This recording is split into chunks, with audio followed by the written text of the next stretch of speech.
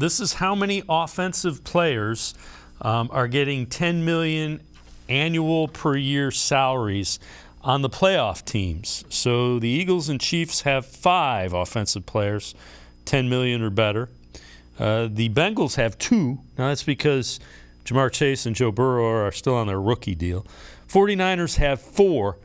You see the Browns already have 7, and it would be 8 if they extend Donovan Peoples-Jones in that area, which some people think they may be kind of trending to do. So that kind of goes back to what we just said. They have a lot of guys that are high-priced, especially on the offensive side of the ball, that eventually they got to correct that.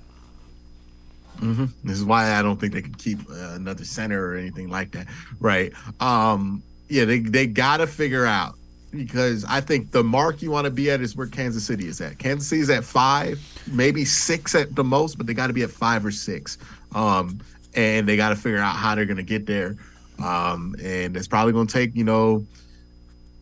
I don't know, maybe Wyatt Teller gets moved off from, or maybe Joe Bitonio does, but one of those two long-term, they're probably not going to be able to stay here. I think they're going to go all in as much as possible for these next 2 years, but after that, it's anybody's guess who's going to be left. And the other thing is you always pay your quarterback, you usually pay a wide receiver or a pass catcher, and you usually pay a couple of linemen. That's usually the structure between who's getting the big money on the offensive side of the ball. Mm-hmm. Yeah, and what you pay David Njoku, you're already paying Amari Cooper. You're talking about adding in Donovan Peoples-Jones.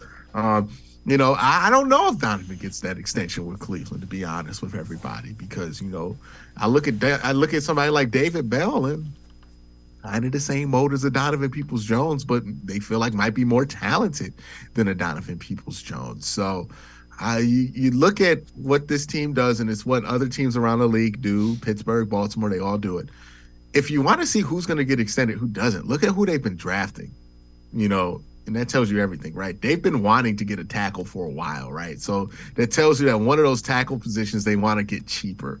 Wide receiver, they've been drafting guys there for a little while there, right? That tells you they want to get one of these wide receiver positions cheaper. Same thing with running back. So that's what I would be on the lookout for.